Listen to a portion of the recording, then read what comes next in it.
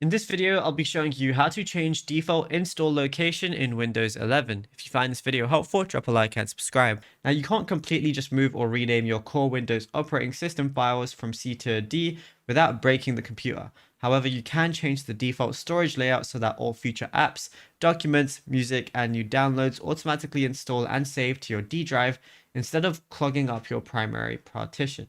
So to change where your content is saved, what we want to do is go ahead and open up our settings application. So we can just type it on the bottom and ensure you're on the system tab, which is, the second tab on the left. From here, go ahead and click on storage. And then you might just get a little pop-up. Go ahead and press yes on it. And then you want to scroll down the storage panel grid and click on advanced storage settings, which is going to be right there, and expand the hidden drop-down menu. It's going to look something like this.